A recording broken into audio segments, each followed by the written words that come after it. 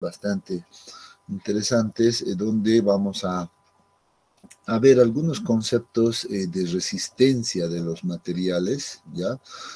Conceptos de resistencia al corte sobre todo, y cómo se genera en el suelo estos esfuerzos o esta resistencia al corte, ¿no? Eh, Vamos a ver, hablar mucho en realidad de varios factores que tienen cierta incidencia en la resistencia al corte del suelo.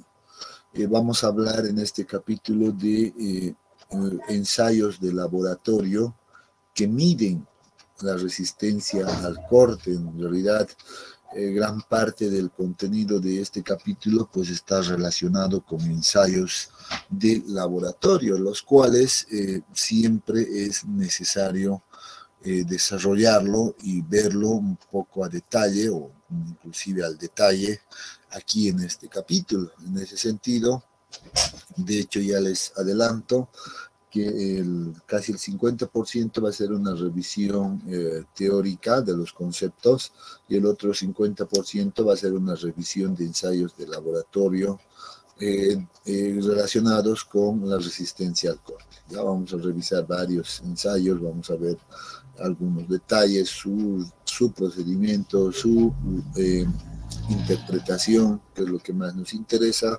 etcétera, ¿no? Entonces vamos a entrar en esa dinámica, ¿ya? Entonces, empecemos a hablar ahora de los conceptos. Siempre es bueno tratar de entender en realidad inicialmente el concepto de cada temática, ¿no? Si no, no tendría sentido. Hay que entender entonces, en este caso también, el concepto de la resistencia al corte en los suelos, ¿ya? Para aquello vamos a empezar mostrando algunas imágenes, ya vamos a empezar mostrando algunas imágenes que son característicos en realidad de este concepto, ¿no? Entonces, la primera imagen que observamos, por ejemplo, es este ejemplo bastante simple, ya de una zapata de fundación, por ejemplo, a la cual se le aplica una cierta carga que es producto de la estructura, ¿no?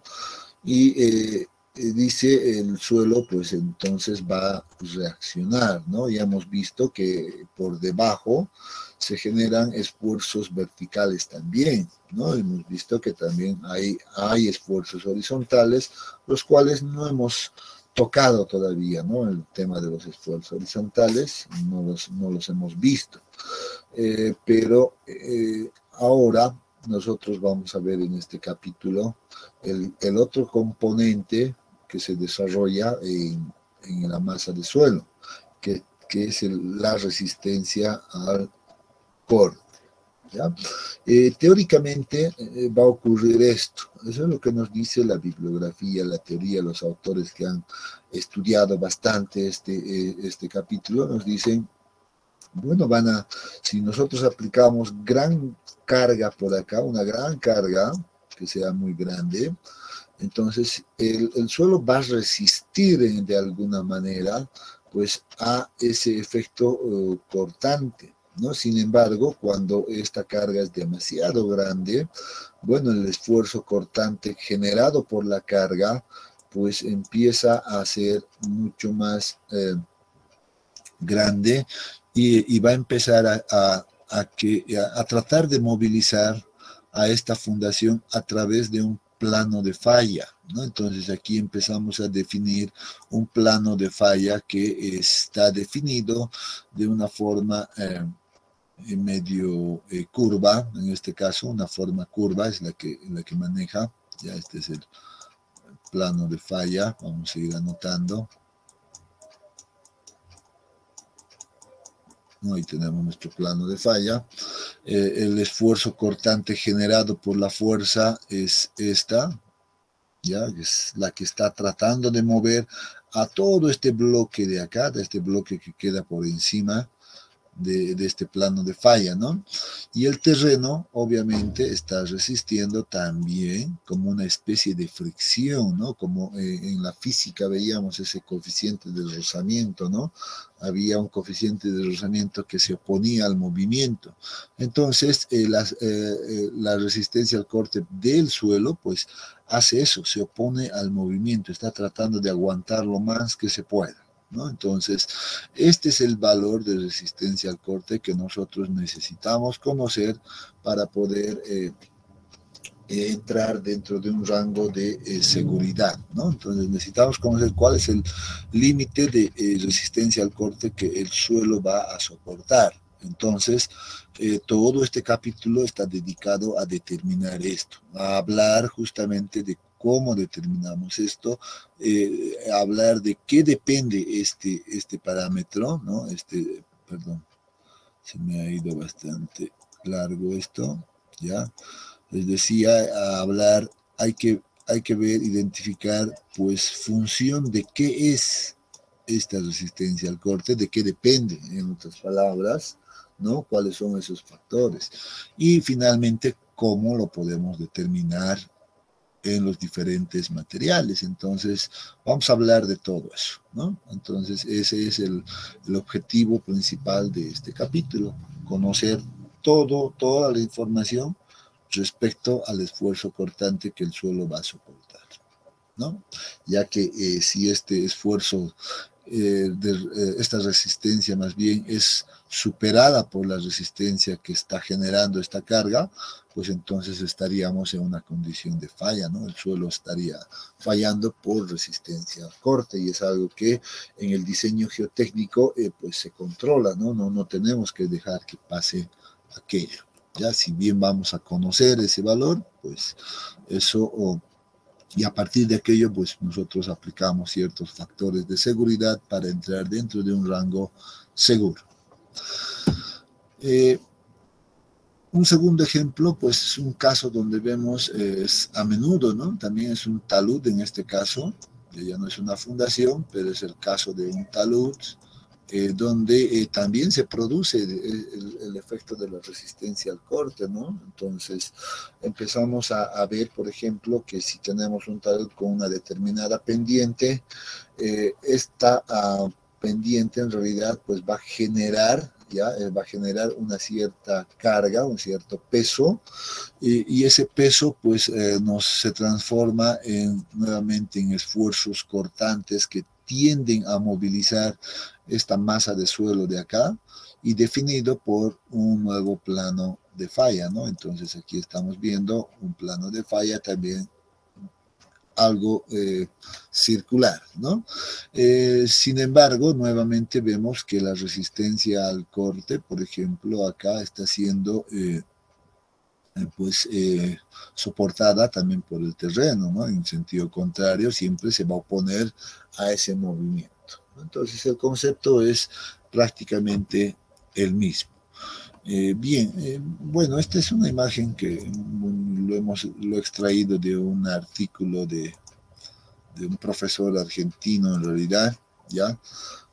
Donde nos muestra, por ejemplo, un experimento que realiza en laboratorio a una escala reducida, obviamente, a la cual le pone ciertos niveles de control, ¿no? Obviamente su objetivo de este trabajo era el de verificar la posición del plano de falla, ¿no? Y la forma sobre todo, ¿no?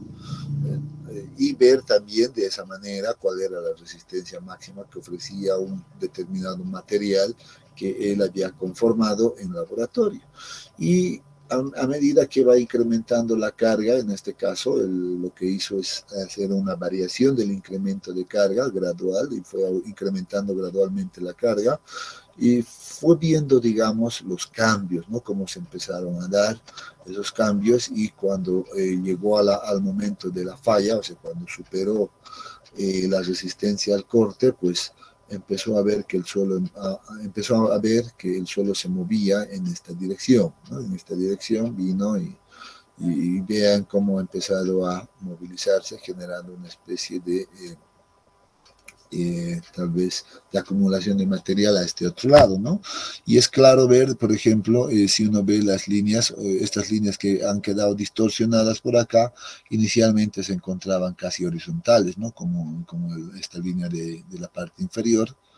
Y aquí vemos que ya se distorsionaron, ¿no? Vean que esta parte empezó a bajar de esa manera y a partir de este punto empezó a subir, ¿no? Generando básicamente ese camino del plano de falla. Y aquí pues lo que el autor hace es definir justamente esa forma del plano de falla, ya haciendo, bueno, en este caso haciendo una interpretación de acuerdo a la teoría y observa que en realidad el plano de falla pues sí tenía o tiene esa curva y que además pues inicia siempre en el extremo del donde se está aplicando esta fuerza vertical, ¿no? Entonces estamos por acá, vemos eso no quiere decir que siempre la falla o el plano de falla se va a dar en esta dirección, ¿no?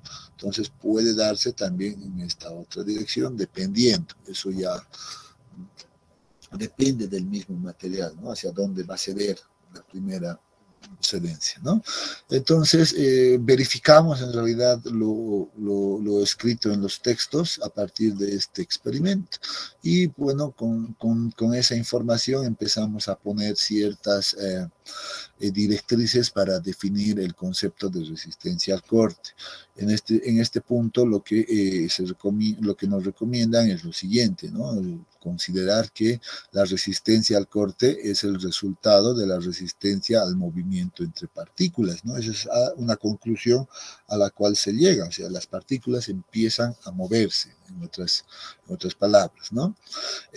Esta deriva, dice, este movimiento deriva de la resistencia a la fricción que existe entre las partículas y la cohesión que se tiene entre partículas. O sea, lo que nos está diciendo es que la resistencia al corte del suelo va a ser función de dos cosas importantes, principalmente, ¿no? Que va a derivar del componente de la friccional, ya, aquí va a estar compuesto la fricción y la fricción que existe entre los materiales, ¿no? Y hemos visto en el capítulo anterior que las partículas sólidas pues van a entrar en contacto siempre, ¿no? Entonces, si hacemos un plano que pase por estas dos partículas, aquí se dice que esta partícula pues en algún momento a través de este plano se va a mover, ya se va a mover a otra posición, ¿no? Pero para moverse de este punto hasta este otro punto, ha tenido que desarrollar una fricción en todo este punto de contacto, ¿no? Entonces, esa fricción, pues, es el componente también importante que le va a dar cierta característica a o cierta resistencia a al problema, ¿no? Entonces vamos a tener, es un componente. El segundo componente que tiene que ver con la resistencia al corte, pues como dice, es la cohesión. Ahí tenemos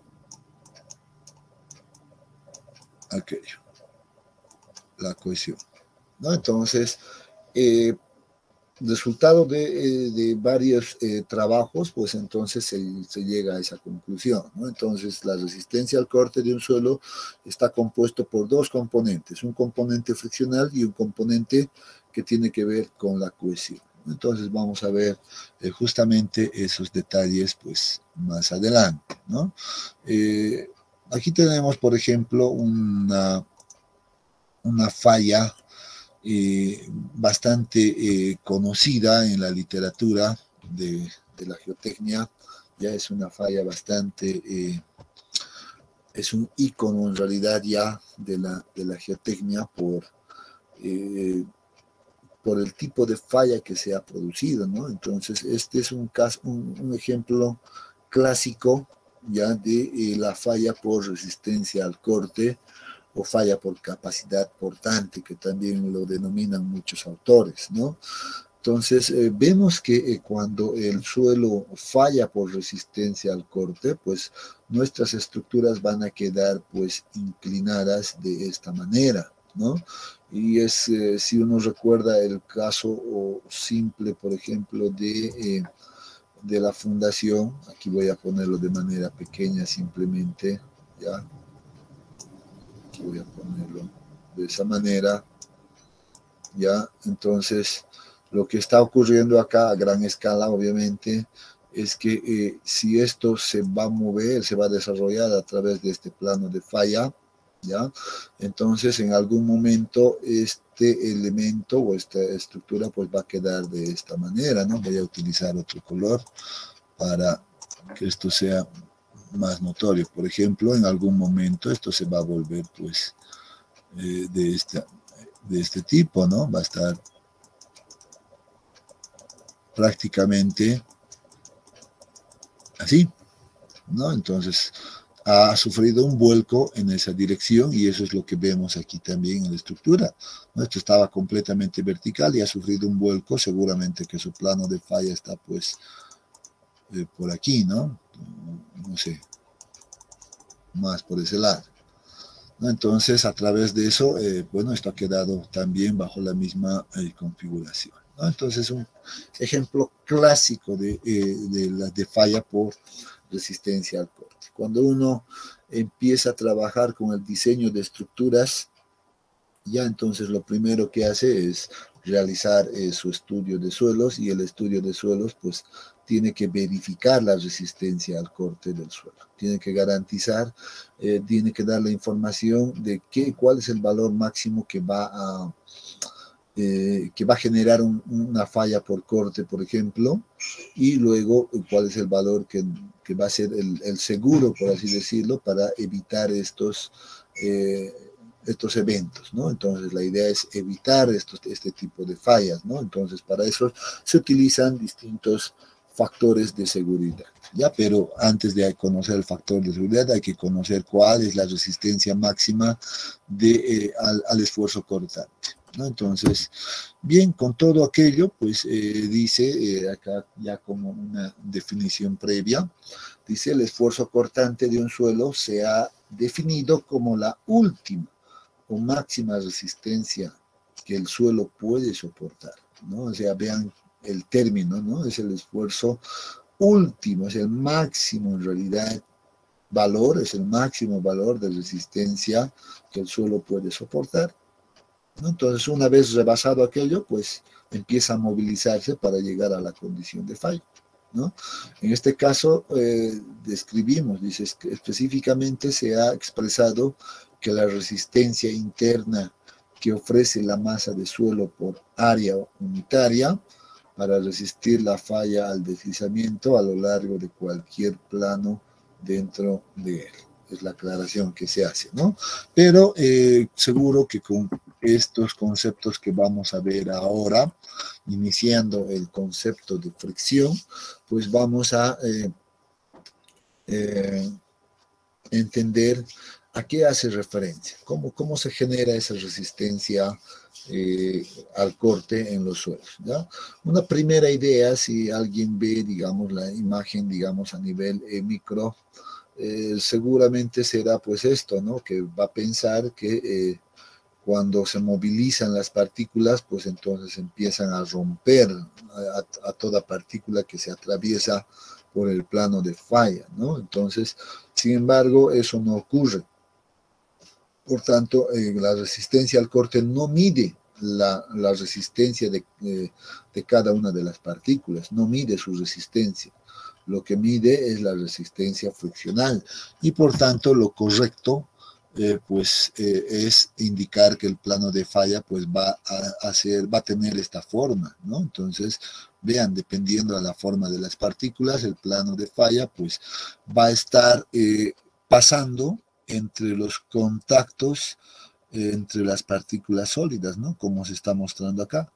Esta es la representación correcta de la resistencia a la fricción, ¿no? Que se desarrolla en la masa de suelo. Entonces, bajo este principio vamos a empezar a analizar el concepto y luego también tratar de hacer una interpretación gráfica de esto, ¿ya?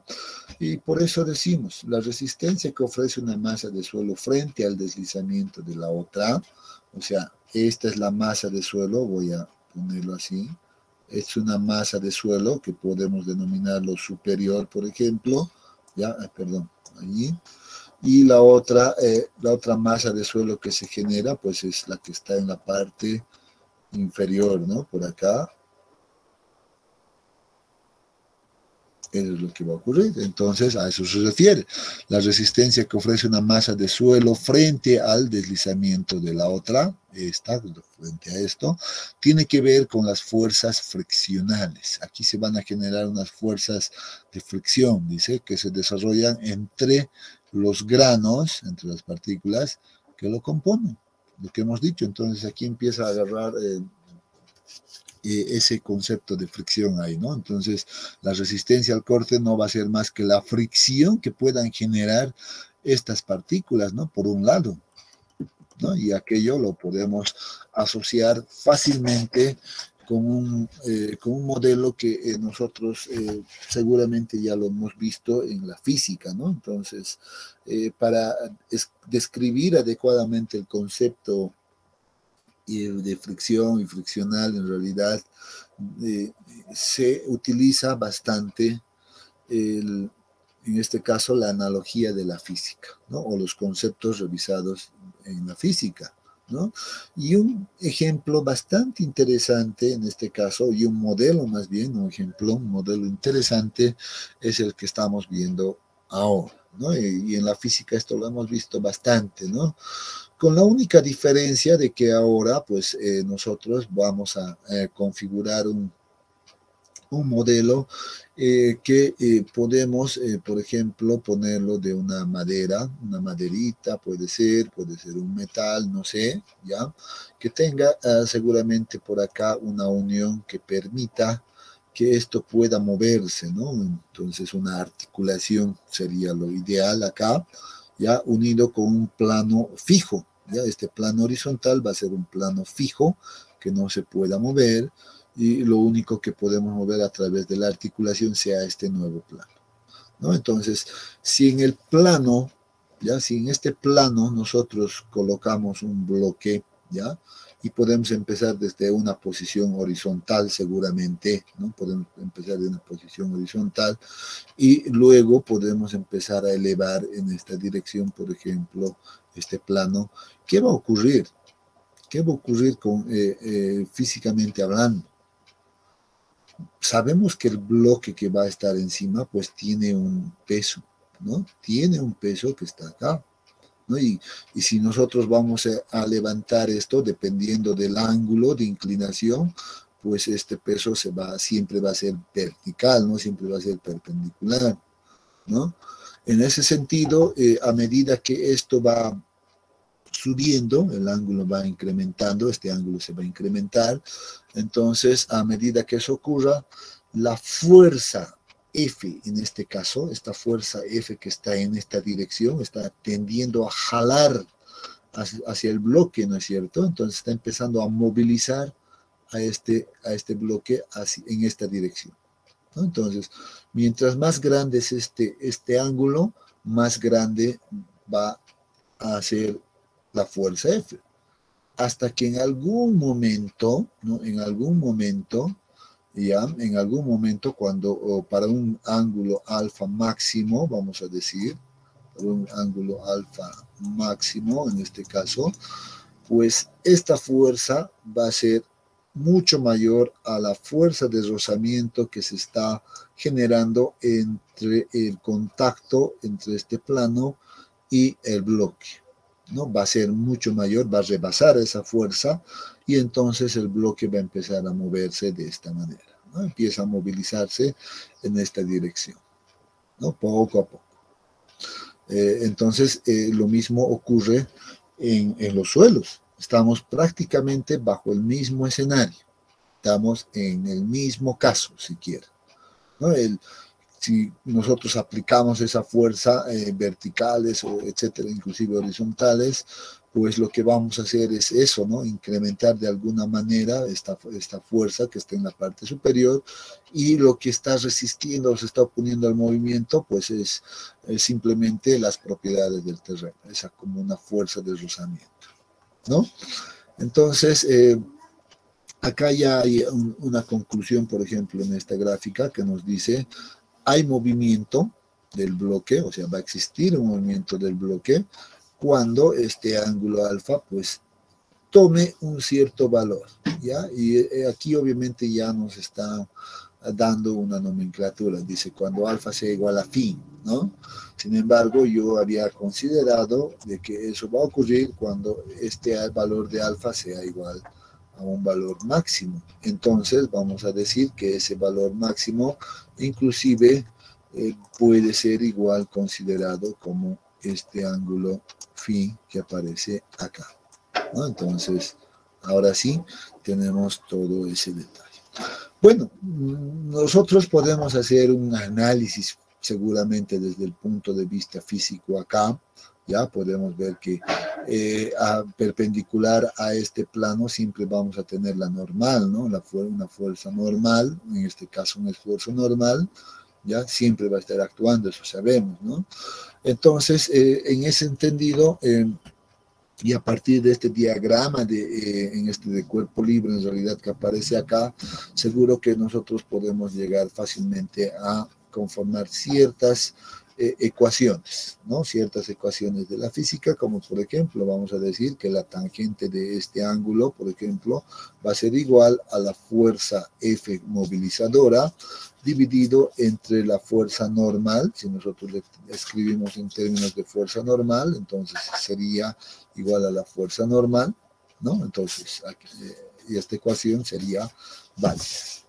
De ahí despejamos, por ejemplo, esta fuerza F, y decimos que la fuerza F va a ser entonces igual a la normal multiplicado por la tangente del ángulo de inclinación, este ángulo alfa, ¿no? Entonces, ahí tenemos ya ese detalle. Y si nosotros conociéramos el área donde está actuando, por ejemplo, este bloque, donde se está apoyando el bloque, y dividimos en realidad esto, pues vamos a tener esto en términos de esfuerzos, ¿no? Eso vamos a llegar seguramente a ese punto. Sin embargo, previo dice acá, si la fuerza F es menor a la fuerza de rozamiento, esta fuerza que se opone, entonces este ángulo alfa va a ser menor a este ángulo máximo, ¿no? Entonces, no existe movimiento del bloque. Eso es lógico, ¿no? Todavía no hay la fuerza suficiente, por ejemplo, para generar esa movilización. Pero si llegamos, por ejemplo, a la condición de que la fuerza F por lo menos ya iguala a la fuerza resistente, entonces ya podemos decir de que este ángulo alfa va a ser igual al máximo, ¿ya? Y definido por phi ahora, donde vamos a empezar a notar ya el movimiento del bloque. Ya estamos, vamos a ver que el bloque ya se puede ver esto, ¿no? Ya se puede mover poco a poco, ¿no? Y de esa manera, en ese instante que inicia el movimiento, entonces vamos a poder decir que como que F es igual a la fuerza resistente.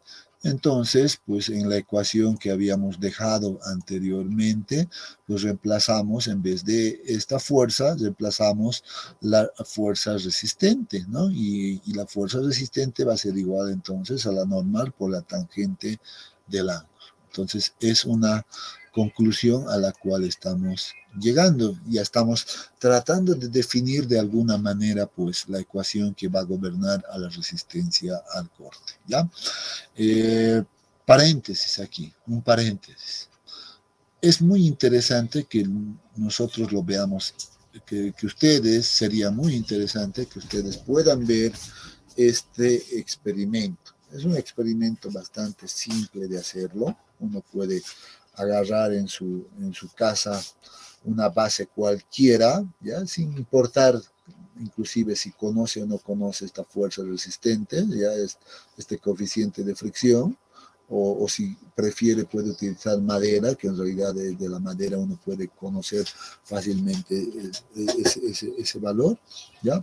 Pero no es necesario. En realidad lo que me gustaría que vean ustedes es este efecto del movimiento que se va a ocurrir. Pueden ponerle encima, por ejemplo, no sé, algún otro bloque, puede ser de madera, puede ser de otro material, no sé, cualquier cosa, o una cajita que esté y que lleve dentro algún peso adicional para generar un cierto peso, etcétera. Y ustedes vean esto, lo puedan subir gradualmente, con mucho cuidado, y empezar a ver, por ejemplo, en qué momento esto se va a mover. Entonces es algo que es un experimento que ayuda a entender bastante este concepto, ¿ya? Entonces sería interesante. Bien, ahora volviendo a nuestra ecuación que estamos ya definiendo, entonces ya tenemos esta ecuación en términos de la resistencia del suelo, ya no se olviden que nosotros queremos conocer cuál es la resistencia del suelo que va a ofrecer, ¿no? O sea, y ahora si alguien quiere ser mucho más detallista, uno puede suponer que, por ejemplo, aquí están las partículas del suelo, ¿no? Yo puedo dibujarlo por ahí. Y aquí está el suelo, está en contacto, etcétera, por partículas mucho más grandes, más pequeñas, etcétera. Aquí está el suelo. Y la parte superior lo mismo, ¿no? Entonces, llevando a la misma analogía que teníamos anteriormente, ahí tenemos ya las partículas también que están en la parte superior, pues vean que la configuración es exactamente la misma, ¿no? Entonces ahí tenemos todo ese detalle.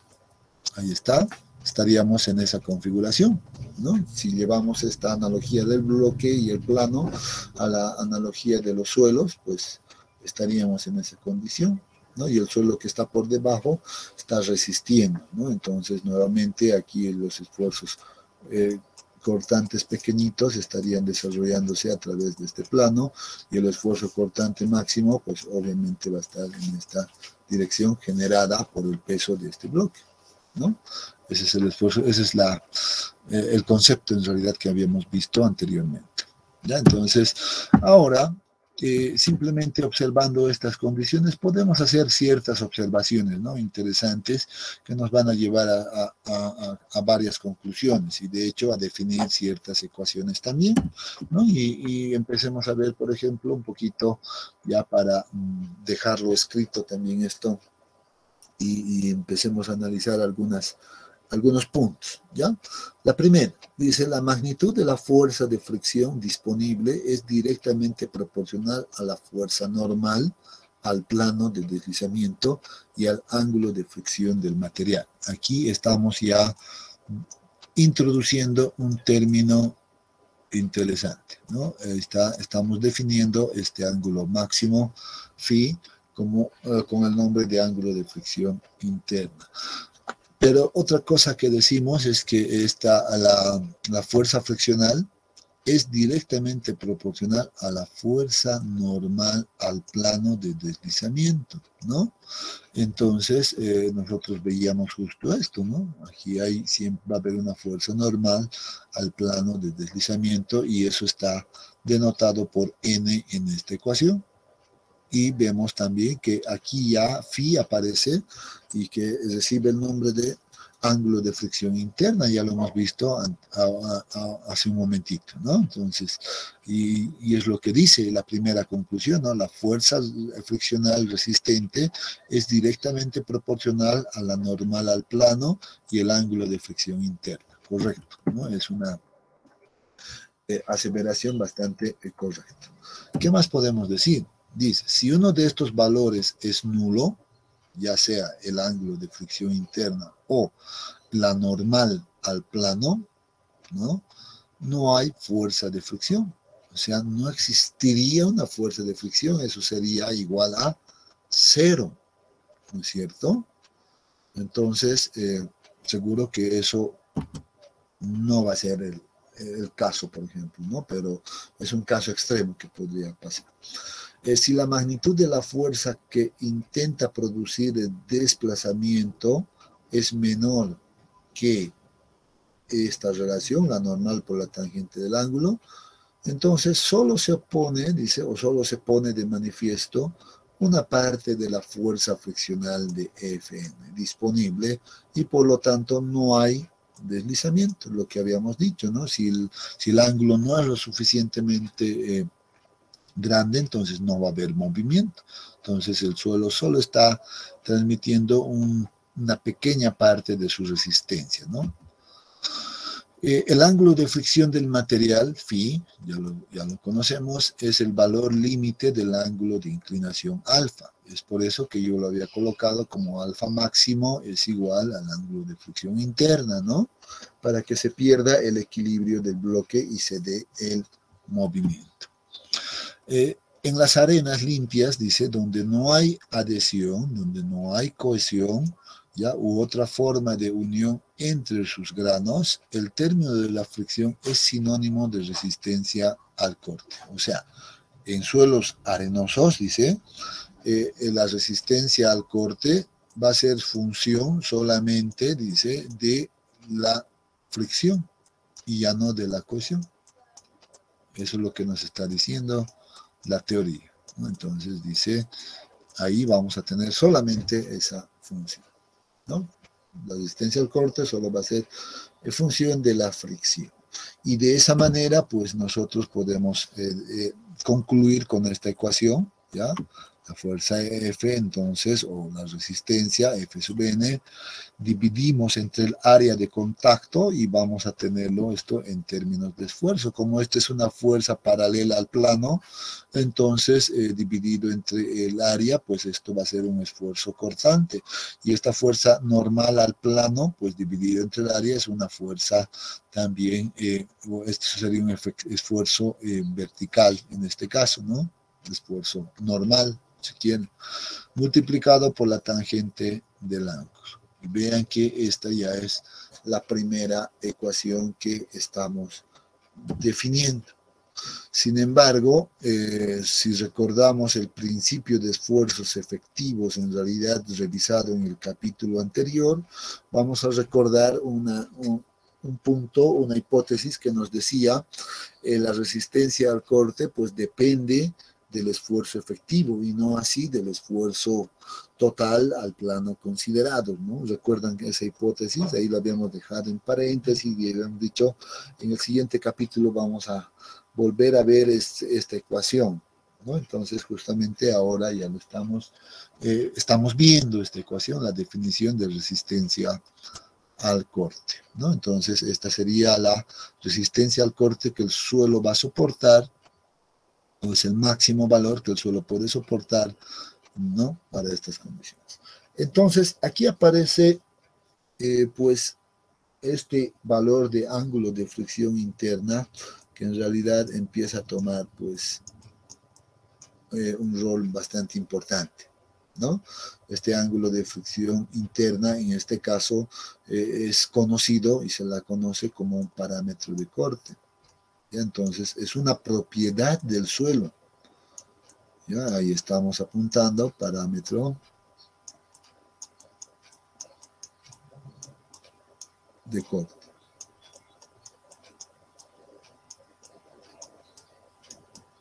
Es un parámetro de corte, es un parámetro de resistencia al corte. Es un parámetro muy importante que nos va a ayudar a medir cuál es la máxima resistencia al corte que el suelo puede soportar, ¿no? Entonces, vamos a hablar más adelante cómo determinamos esto. Todavía ahora no es el momento, ¿ya? Pero vamos a hablar más adelante cómo se determina ese valor del ángulo de fricción interna. El caso del esfuerzo efectivo, seguro que es ya conocido para nosotros, ¿no? El día de ayer hemos concluido, por ejemplo, con este cálculo y todos recordarán que el esfuerzo efectivo no es más que el esfuerzo total menos la presión de poros, ¿no? En un punto específico. Entonces, vean que el cálculo de la resistencia al corte resulta ser bastante simple si conocemos esta propiedad y conocemos el esfuerzo efectivo, ¿no? Entonces, vamos a empezar a anotarnos entonces esta ecuación que aparece ahí. Veamos el segundo componente, ¿no?, de la resistencia al corte. Y este segundo componente, pues, es el concepto que está relacionado con el concepto de cohesión, ¿ya? Y este concepto de cohesión, pues, se debe en realidad al fenómeno de capilaridad que puede producirse en el suelo, ¿no?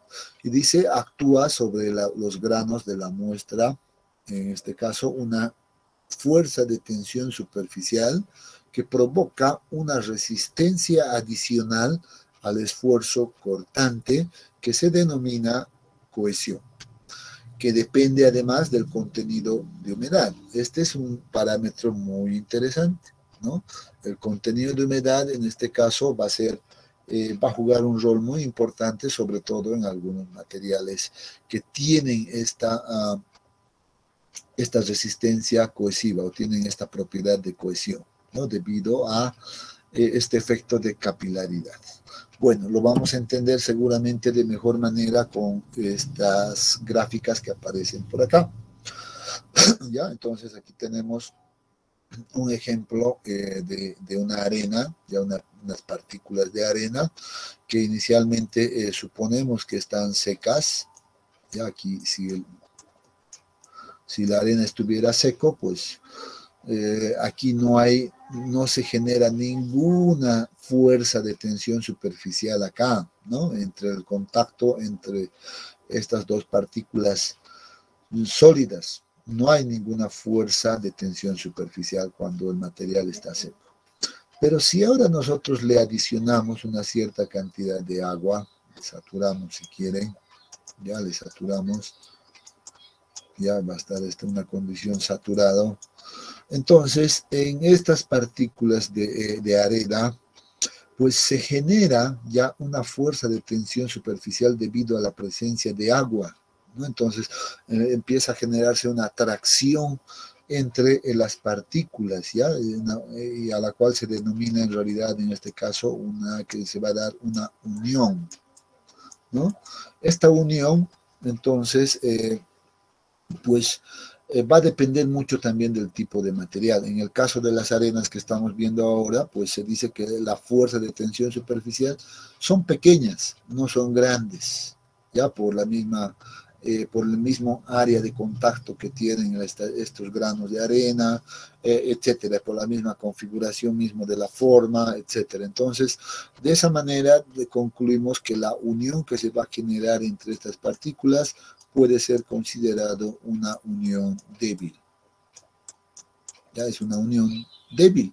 Por tanto, la condición, o más bien, la resistencia adicional por cohesión, pues sería igual a cero. Entonces, en los suelos granulares, la cohesión, o esta resistencia por cohesión, ya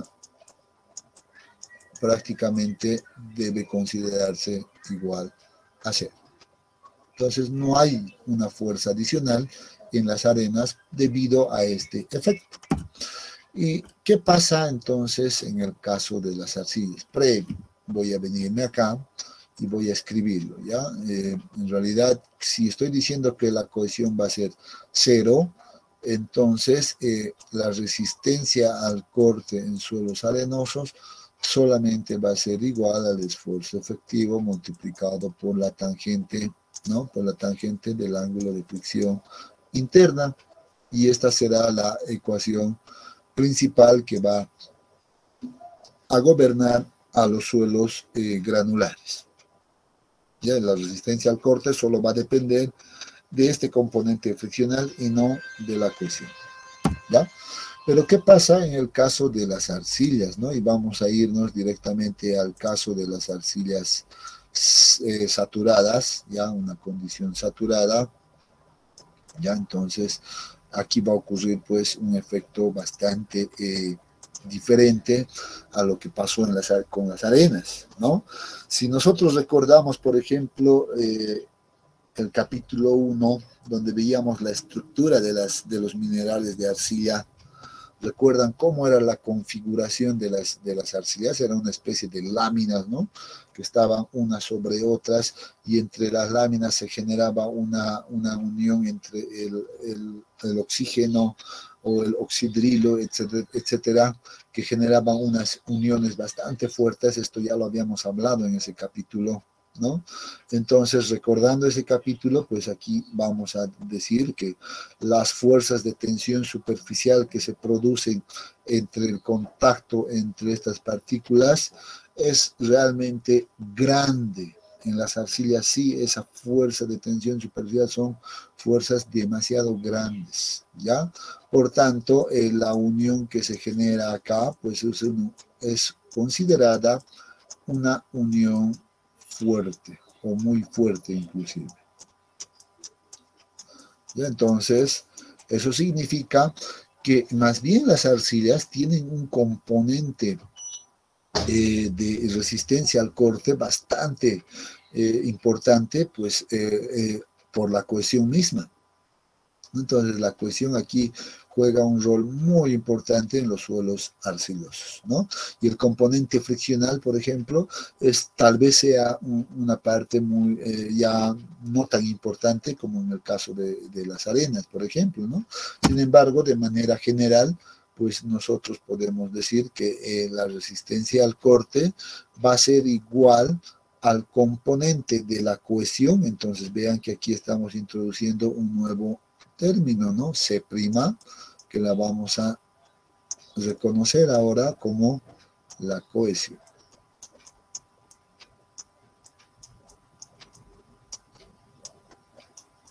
Esa es la cohesión, ¿no? Entonces, la cohesión que estábamos hablando está denotado por la letra C', ¿no? Entonces, y que además es un componente que representa una resistencia bastante fuerte, ¿no? Más, bueno, aquí ya está en términos de esfuerzo total y presión de poros, pero yo sé que esto es el esfuerzo efectivo, ¿no? Todo esto. Entonces, más el esfuerzo efectivo por la tangente del ángulo, si estamos en esta condición. Entonces, para los suelos arcillosos, aparte del componente friccional, pues se introduce el componente por cohesión, ¿no? Entonces, la ecuación general quedaría de esta manera. Y entonces, vamos a empezar a anotar estas ecuaciones también jóvenes, ya no las vamos a, ya tenemos que empezar a familiarizarnos con estas ecuaciones que la vamos a manejar mucho durante todo este capítulo. Bien, a ver, antes de pasar a lo siguiente, si tienen alguna consulta, algún comentario al respecto de todo lo que hemos visto. Hasta ahora lo que estamos haciendo es una revisión netamente teórica, ¿no? Estamos tratando de explicar toda la parte teórica. Si tuvieran algún comentario, pues adelante.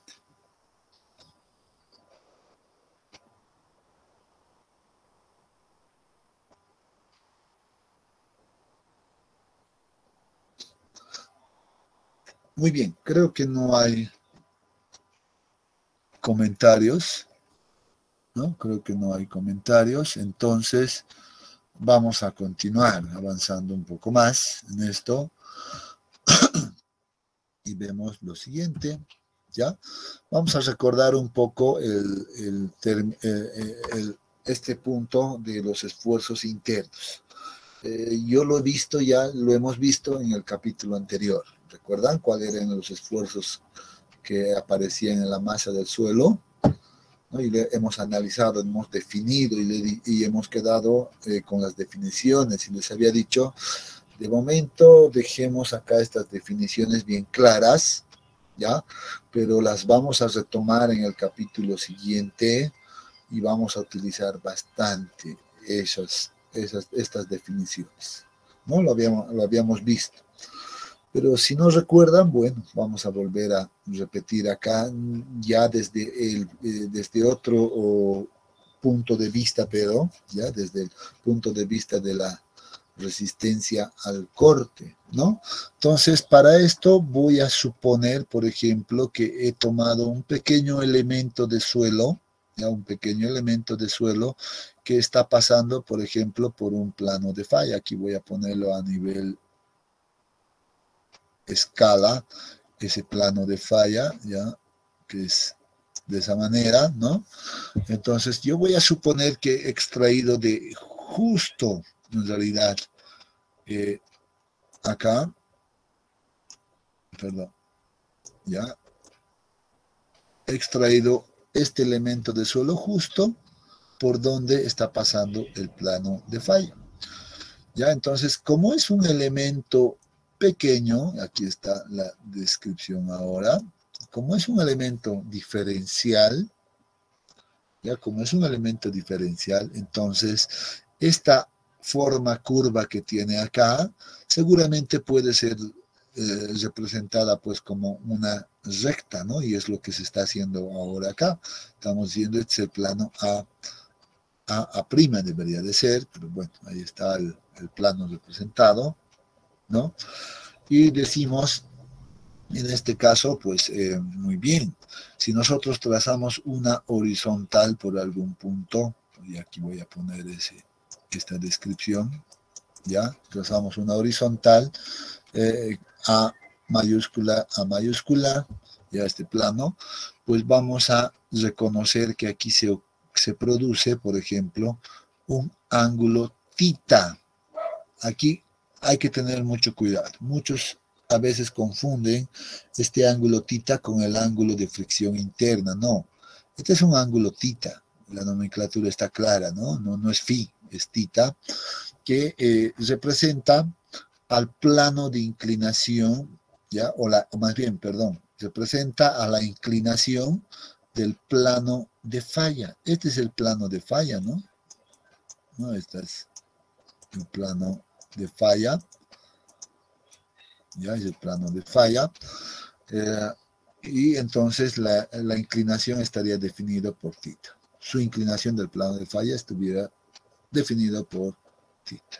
¿Ya? Dice, sabemos ya desde de la definición de esfuerzos internos que hicimos en el capítulo anterior, sabemos que si en un plano el esfuerzo cortante es igual a 0, ese plano es principal, por tanto el esfuerzo que va a actuar en ese plano principal también es principal, ¿no? Y habíamos definido este concepto de esfuerzo principal mayor o sigma 1. ¿No es cierto? Y lo mismo ocurre acá. Si el esfuerzo cortante acá es 0, entonces el plano se convierte en principal y el esfuerzo que está actuando en ese plano principal también va a ser esfuerzo principal, en este caso menor, ¿no? El esfuerzo principal mayor, el esfuerzo principal menor. Ya hemos definido eso anteriormente. Pero ahora vamos a entrar un poco más a detalle. ¿Ya? Y dice, muy bien, ¿qué pasa si ahora dentro del elemento, de este pequeño elemento de suelo, pues yo tomo un pequeño diferencial más pequeño todavía, ya definido en este caso, o sea, que pase en realidad por el plano, justo por el plano de falla, ¿ya? Y definido por los puntos A, B y 0. ¿No? Entonces, ¿qué pasa si yo tomo este pequeño diferencial y le hago un zoom? ¿No? Le hago un zoom a este pequeño elemento. Entonces, si le hago un zoom a este pequeño elemento, voy a entonces notar que en este elemento estaba, pues, más bien este elemento estaba sometido a diferentes esfuerzos, ¿no? Y obviamente en esta cara, debido a a la configuración de este esfuerzo, pues va a seguir actuando, por ejemplo, el esfuerzo principal menor sigma 3, y en esta cara de acá, por esta misma configuración, pues está actuando pues también el esfuerzo principal mayor sigma 1, ¿no es cierto? Entonces, estamos viendo ese detalle. Pero, ¿qué ocurre justamente en el plano de falla? Y eso es lo que nos interesa mostrar, ¿no? Aquí estamos viendo este pequeño tramo ahora, hay que preguntarnos qué pasa en el plano de falla, ¿no? En el plano de falla, como ya habíamos dicho o visto anteriormente, bueno, se va a producir una combinación de esfuerzos. Vean, se va a producir un esfuerzo normal perpendicular al plano. Vean, aquí está la representación y aquí está ese esfuerzo normal, sigma, pero a la vez se va a producir un esfuerzo cortante que se opone al movimiento, ¿no es cierto? Entonces, ahí tenemos también el esfuerzo cortante. Por tanto, pues lo que estamos haciendo es identificar que en el plano de falla actúan pues la combinación de esfuerzos normales y esfuerzos cortantes, ¿no? Entonces, por eso estos no son principales. Estos sí, el esfuerzo cortante aquí en los laterales son igual a ceros, por tanto, estos van a ser principales y denotados como sigma 1 y sigma 3. ¿Ya? Entonces, estamos viendo ahora ese detalle. Y ahora podemos empezar a encontrar muchas ecuaciones, podemos desarrollar en realidad muchas cosas acá, ¿ya? Sin embargo, previo a esto vamos a simplemente definir que, por ejemplo, en el plano A0, o sea, en este plano A0, bueno, representa el plano principal máximo, sobre el cual actúa el esfuerzo principal máximo sigma 1. Esto ya lo habíamos definido, pero estamos recordando, ¿no? Y por el otro lado, el plano B0, está acá, está representado o representa el plano principal menor o mínimo, sobre el cual actúa el esfuerzo principal mínimo sigma 3. Entonces, a partir de ahora, no vamos a olvidarnos ya de estas definiciones, sigma 1 y sigma 3. Son esfuerzos principales, uno es el mayor y otro es el menor. Ahora vamos a empezar a hablar de aquí en adelante de la combinación de esfuerzos que actúa en el plano de falla. ¿Ya? Entonces, vamos a ver seguramente acá un poco más el desarrollo de el esfuerzo cortante, etcétera, etcétera. ¿Ya? Entonces, aquí vamos a hablar de muchas cosas que en realidad pienso que requieren que aclaremos. ¿Ya? Entonces, sin embargo, creo que también necesitamos un tanto más de tiempo, ¿ya? Y yo creo que es prudente que por el día de hoy, pues, quedemos acá hasta esta definición, ¿ya? Y la siguiente semana, pues, vamos a empezar a hablar un poco más de esta configuración y luego vamos a ver ya de qué depende estos esfuerzos cortantes, etcétera, y vamos a seguir avanzando un poco más, ¿ya? Estas son definiciones que hemos recordado y las estamos estableciendo para trabajar en base a esto, ¿de acuerdo?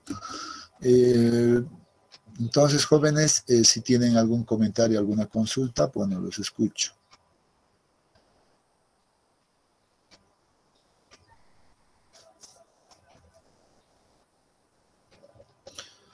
No tenemos consultas. Entonces, vamos a dejarlo por acá el día de hoy, ya después de haber hecho una introducción y una revisión teórica de estos conceptos, pero nos vamos ya, lo vamos a dejar lo siguiente para la siguiente semana, el día miércoles. Ya quedaremos acá entonces, jóvenes, y que tengan un excelente fin de semana. Hasta el día miércoles. Gracias, Inge. Hasta el miércoles. Gracias, ingeniero. Hasta el miércoles. Hasta luego, ingeniero.